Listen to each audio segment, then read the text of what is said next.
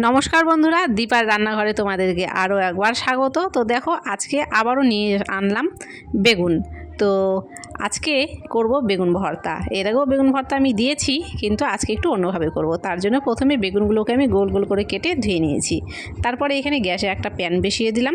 এবারে কেটে রাখা বেগুনগুলো এর মধ্যে সাজিয়ে দেবো। আর এর নিচে কিন্তু আমি কোনো রকম তেল ব্যবহার করছি না, এগুলো আমি শুকনোতেই সেদ্ধ করে নেব। তো তার জন্য প্রথমেই বেগুনগুলোকে এভাবে আমি সাজিয়ে সাজিয়ে বসিয়ে দিচ্ছি।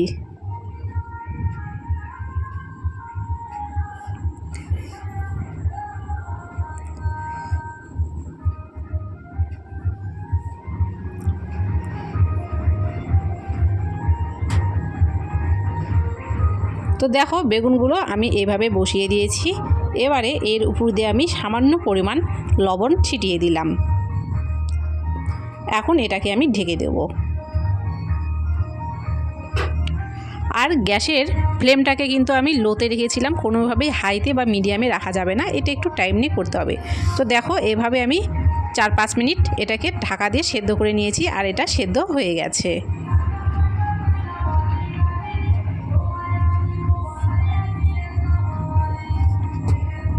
তো আমি এখন বেগুনগুলো নামিয়ে নিয়েছি। আর এই যেহেতু একটু গরম আছে, সেই জন্য একটা চামচের সাহায্যে বেগুনগুলোকে আমি এভাবে বের করে দিচ্ছি। আর বেগুন পুড়িয়ে ভর্তা করলে কি হয়, উপরে চোচাটা ফেলে দিতে হয়। তো এইভাবে করলে কিন্তু চোচাটা ফেলে দেওয়ার দরকার নেই। তারপরে এখানে আমি 3টে শুকনো লঙ্কা ভেজে নিলাম। আজকের বেগুন ভর্তাতে কিন্তু কোনো রকমের কাঁচা লঙ্কা ব্যবহার হচ্ছে না। 3টে লঙ্কা আমি এখানে ভেজে উঠিয়ে নিয়েছি। তারপরে এখানে আমি কয়েক কোয়া রসুন ভেজে নেব।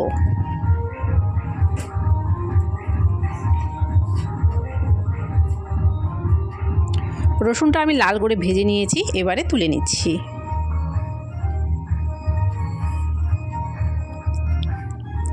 এবারে হাতের সাহায্যে বেগুনগুলোকে একটু মাখিয়ে নিচ্ছি। তারপরে এখানে আমি দিয়ে দিচ্ছি স্বাদ মতো লবণ। আর আগে থেকেই যে রসুন আর লঙ্কাটা ভেজে রেখেছিলাম, সেটা লবণের সঙ্গে মেখে নিচ্ছি।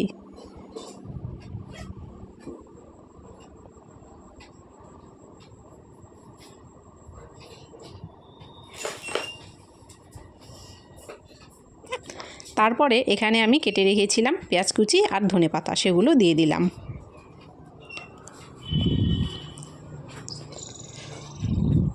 আর দিয়ে দিচ্ছি কিছুটা পরিমাণ সর্ষের তেল।